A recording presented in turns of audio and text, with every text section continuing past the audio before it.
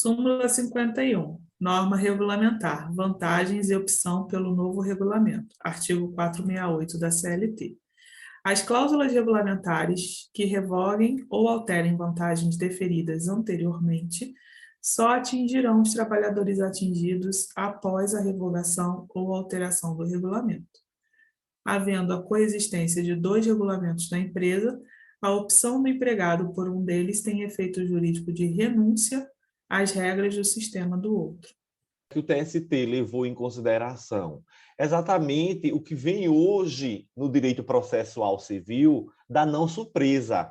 A gente sabe que hoje o princípio da não surpresa ele está explícito no direito processual civil.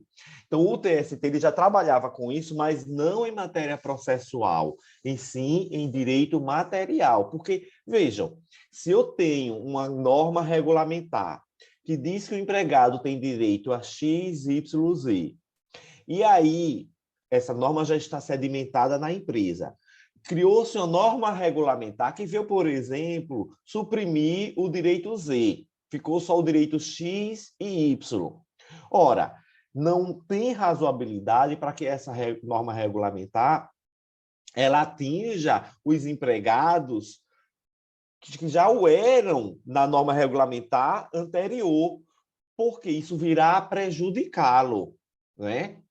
Essas normas elas só vão viger ou atingir os trabalhadores que forem admitidos após a revogação ou alteração do regulamento. Aos anteriores, é como se houvesse incorporado ao patrimônio dele. Agora, se houver coexistência de dois regulamentos da empresa, por óbvio, o empregado vai querer escolher o que seja mais vantajoso para ele, né? O princípio da aplicação da norma mais favorável. E aí sim, ele optando por uma, o efeito com relação à outra é de renúncia. Isso, no direito do trabalho, a gente tem o princípio da proteção ao trabalhador, que se desdobra nessas duas: condição mais benéfica e norma mais favorável, além do indúbio pró-mísero, né?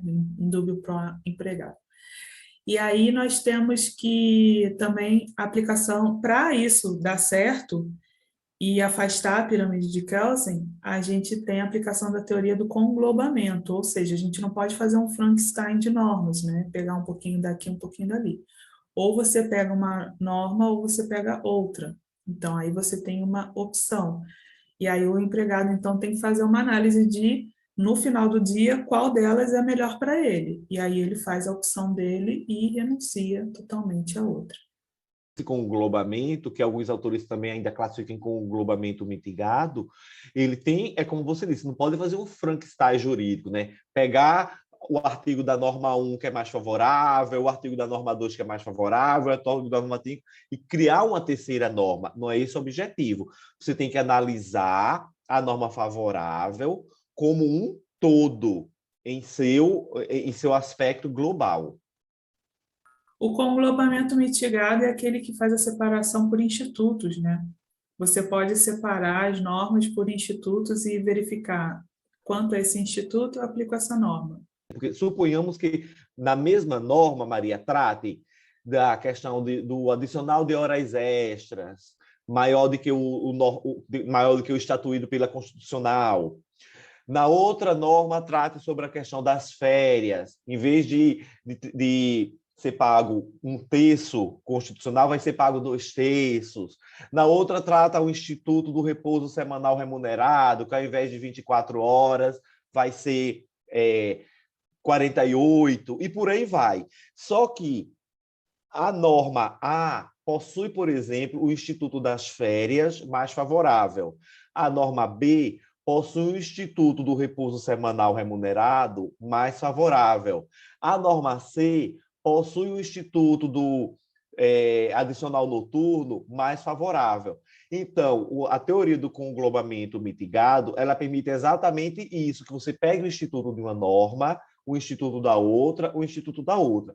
Só que tem que ter muito cuidado. Eu prefiro analisar a teoria do conglobamento em sua conjuntura global. O mitigado ele é usado, por exemplo, em relação às normas internas e às normas internacionais. Então, a CLT é uma norma gigante que traz vários institutos. Aí, nesse caso, faz sentido com o englobamento mitigado, você pegar as férias da CLT, mas, de repente, outro instituto, você usar de uma convenção da OIT. Agora, aqui, nessa súmula 51, me parece a teoria do conglobamento, né? Ou uma norma ou outra. Súmula 52, tempo de serviço. O adicional de tempo de serviço com quinquênio é devido nas condições estabelecidas no artigo 19 da Lei 4345, de 64, aos contratados sob o regime da CLT pela empresa que se refere à mencionada lei, inclusive para o fim de complementação de aposentadoria. Hoje, na esfera pública, apenas algumas repartições estaduais é que possui quinquênio. Na esfera federal não temos mais quinquênio. Imagina na esfera privada. Súmula 53, custas. O prazo para pagamento das custas, no caso de recurso, é contado da intimação do cálculo. Porque, via de regra, as sentenças trabalhistas ainda não são, em sua maioria, líquidas ou liquidadas. Então, o que é que o juiz faz? Ele arbitra um valor à condenação para efeito de custas. Então, nessa situação específica, eu vou pensando, mas como é que ele vai fazer cálculo para intimar? Não, depois que eu compreendi. Se a sentença for líquida, o juiz, no dia que publicar a sentença, já publicar ela líquida, a partir daquela publicação já está contando. Se a sentença não for líquida, mas o juiz atribuir um valor de condenação apenas para efeito de custas, também é ali. Agora, se o juiz publicou a sentença e vai dizer que vai mandar liquidar, aí sim a parte vai esperar para recolher a custas apenas quando ele for intimado daquele cálculo. O que praticamente não acontece no dia a dia. Súmula 54, optante. Rescindindo por acordo seu contrato de trabalho, o empregado estável ou optante tem direito ao mínimo de 60% do total da indenização em dobro, calculada sobre o maior salário percebido no emprego. Se houver recebido menos do que esse total, qualquer que tenha sido a forma de transação, assegura-se-lhe a complementação até aquele limite. Hoje não existe mais empregado optante, né? Não tem mais isso. Hoje em dia, todo mundo, ao ser contratado pelo regime CLTista, automaticamente vincula ao sistema do FGTS. Então, súmula 55, financeiras. As empresas de crédito, financiamento ou investimento, também denominadas financeiras, equiparam-se aos estabelecimentos bancários para os efeitos do artigo 224 da CLT. 224, aquele que trata da jornada do bancário, que são 6 horas diárias, de segunda a sexta, e que o sábado do bancário é considerado dia útil não trabalhado, e não dia de repouso semanal remunerado. Súmula 58, pessoal de obras. Ao empregado admitido como pessoal de obras em caráter permanente não amparado pelo regime estatutário, aplica-se a legislação trabalhista. Acho que é exatamente o que a gente estava vendo sobre licitação, né? Súmula 60, adicional noturno, integração no salário e prorrogação em horário diurno. 1. O adicional noturno, pago com habitualidade, integra o salário do empregado para todos os efeitos. 2. Cumprida integralmente a jornada no período noturno e prorrogada esta, devido também o adicional quanto às horas prorrogadas. Se é pago com habitualidade o adicional noturno, porque ele integra o salário para repercutir em outras verbas, né? E se você está trabalhando em horário noturno, né, que começa às 22 horas, aí começou, tal, termina às 5, mas você continuou a trabalhar até 6, até 7, até 8, essas horas que seriam depois do horário noturno também devem ser remuneradas com o respectivo adicional noturno. Súmula 61, ferroviário. Aos ferroviários que trabalham em estação do interior, assim classificada por autoridade competente, não são devidas horas extras. Súmula 62, abandono de emprego. O prazo de decadência do direito do empregador de ajuizar inquérito em face do empregado que incorre em abandono de emprego é contado a partir do momento em que o empregado pretendeu seu retorno ao serviço. Ficar atento, Maria, que aqui é um prazo decadencial. Eu já errei essa questão por falta de atenção. Eu sabia a súmula e não fiquei atento que na questão eles botaram o prazo prescricional. Botaram bem assim, ó, o prazo de prescrição do direito do empregador de ajuizar inquérito em face do empregado que incorre em abandono de emprego é contado a partir do momento em que o empregado pretendeu o seu retorno ao serviço. Que aqui eu prestei atenção. Em todo o anterior, que esse prazo realmente é contado da data em que o empregado pretendeu o seu retorno, e não me atentei que traz de um prazo decadencial, que fulmina o próprio direito, e não um prazo prescricional que fulmina apenas a pretensão, o ajuizamento. Súmula 63, Fundo de Garantia. A contribuição para o Fundo de Garantia do Tempo de Serviço incide sobre a remuneração mensal devida ao empregado, inclusive horas extras e adicionais eventuais.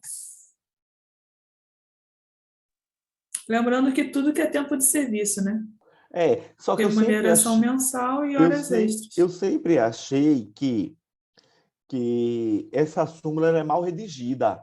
Porque, na verdade, não é a contribuição para o FGTS que incide sobre as horas extras. São as horas extras que incidem para o recolhimento.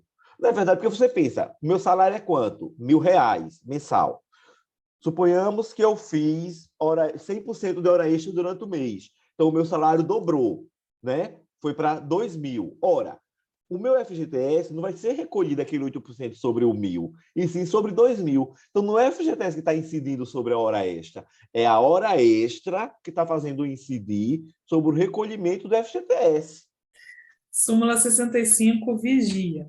O direito à hora reduzida de 52 minutos e 30 segundos aplica-se ao vigia noturno. Súmula 67, gratificação, ferroviário. Chefe de trem, regido pelo Estatuto dos Ferroviários, Decreto 35.530 de 59, não tem direito à gratificação prevista no respectivo artigo 110. É importante lembrar que os ferroviários foram, assim, uma das categorias que mais movimentou o direito do trabalho no início, né, para ele surgir, porque as ferrovias eram o grande boom industrial do Brasil na década de 30. Vale a pena ver o filme do Barão de Mauá. Mas depois isso foi se assentando, né, penso eu. É por isso, Maria, que nós temos tanta ainda súmula, OJ, específica para ferroviário, que é como você disse, né? Ele foi, digamos assim, a mola propulsora da industrialização no Brasil, né? No seu início. Súmula 69, rescisão do contrato. A partir da Lei 10.272 de 2001, havendo rescisão do contrato de trabalho, sendo revel e confesso quanto à matéria de fato, deve ser o empregador condenado ao pagamento das verbas rescisórias não quitadas na primeira audiência, com um acréscimo de 50%. Súmula 70, adicional de periculosidade. O adicional de periculosidade não incide sobre os triênios pagos pela Petrobras. O triênio é uma gratificação paga pela Petrobras. Eu nem sei se hoje ainda tem, mas na época existia. A cada 3 meses, os petroleiros eles ganhavam uma gratificação, que eles chamavam de triênio. Era como se fosse uma espécie de participação no lucro, Maria. Só que a participação no lucro, a própria Constituição não diz que ela é desvinculada da remuneração. Então, esse triênio dos petroleiros tinha a mesma natureza jurídica, com outro nome. Então, era um desvinculado da remuneração. Ora, se é desvinculado da remuneração, não incide sobre periculosidade. Até porque qual o objetivo da periculosidade? Pagar um valor a mais pelo risco que o empregado está submetendo no seu cotidiano, né? Um risco de explosão, um risco de incêndio, os motoboys, risco maior de acidente. Ora, se eu estou te pagando normalmente o adicional de periculosidade por esse risco. Mas, a cada 3 meses, eu vou te pagar uma espécie de lucro, um triênio.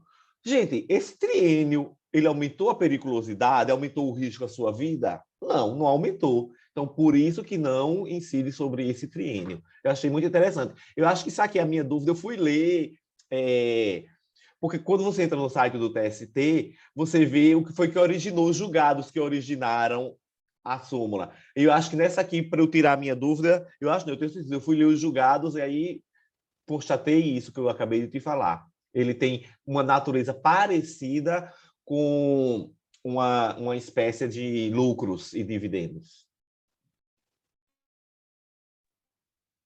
Súmula 71, a alçada. A alçada é fixada pelo valor dado à causa na data do seu ajuizamento, desde que não impugnado, sendo inalterável no curso do processo. Isso é interessante porque devia ter muita confusão no início, né? Mas depois ficou bem sedimentado, que uma coisa é o valor da causa, outra coisa é o valor da condenação. Exatamente, Maria, principalmente quando foi instituído o sumaríssimo na Justiça do Trabalho, né? Primeiro, aquela questão das ações de alçada, tu lembra? Até 2 salários mínimos, né? E aí ela é bem restrita no que tange ao recurso. E aí a coisa persistiu quando instaurou-se principalmente o sumaríssimo na Justiça do Trabalho, que é até 40 salários mínimos, e aí ficou. Mas seria a partir de quando? Na sentença? Não, gente, é na data do ajuizamento. Se eu ajuizei hoje e já digo que a ação só é 10 mil reais, então nesse já fixou-se o valor da alçada. E também era interessante se a ação trabalhista fosse exercido e os postulantes da pessoa ir lá reclamar uma verba rescisória. Súmula 72, aposentadoria. O prêmio aposentadoria, instituído por norma regulamentar da empresa, não está condicionado ao disposto no parágrafo 2º do artigo 14 da Lei 8.036 de 90. Então, essa é qual é a do FGTS, é? Isso. Tá. Súmula 73, despedida justa causa. A ocorrência de justa causa, salvo a de abandono de emprego, no decurso do prazo do aviso prévio dado pelo empregador, retira do empregado qualquer direito às verbas rescisórias de natureza indenizatória. Eu acho que a redação dessa súmula, ela tem o condão de penalizar duplamente o empregado, porque, veja, ele já sofreu, ele saiu por justa causa. O que é que a justa causa faz? Ele perde o direito ao aviso prévio, não é isso? Se ele está no curso do aviso prévio, acabou por ali, no aviso prévio trabalhado. Ele perde o direito de levantar o seu FGTS, ele perde a multa do 40% e ele perde o direito de se habilitar no programa Seguro-Desemprego. Ó, se ele já não tem isso, como é que ele ainda vai perder o direito às verbas rescisórias de natureza indenizatória? Gente, para mim isso é uma dupla punição pela justa causa. Não estou dizendo que o empregado não deva sofrer as consequências da justa causa que ele deu, a qual ele deu causa, para deixar bem redundante. Mas se a própria lei já diz quais são as consequências, por que danado eu ainda vou trazer mais uma consequência através de súmula? Entendeste? Eu acho que isso é pernicioso ao empregado, mas a súmula está válida e bonitinho. E, ó, ocorreu justa causa, salvo de abandono de emprego no curso do aviso prévio dado pelo empregador, ocorre o quê? A retirada do empregado a qualquer direito às verbas rescisórias de natureza indenizatória. Agora, é interessante que quando a gente estuda o Instituto do Aviso Prévio, tem várias nuances, né? Inclusive essa de que a justa causa pode ocorrer no decurso do aviso prévio. Então, veja, não havia justa causa, o empregador resolveu dispensar o empregado e deu um aviso prévio trabalhado. Aí o empregado está lá trabalhando 30 dias para cumprir aquele aviso e nesses 30 dias ele comete um ato faltoso que vai ensejar uma justa causa. Então, pode ser revertida aquela dispensa que era sem justa causa em uma dispensa com justa causa no curso do aviso prévio. Exatamente. E por que isso pode acontecer? Porque a gente sabe que o período do aviso prévio, ele integra o lapso temporal do contrato de emprego para todos os efeitos. Ora, se integra, o desfecho contratual só vai realmente estar sacramentado após concluído o período do aviso prévio, quando trabalhado.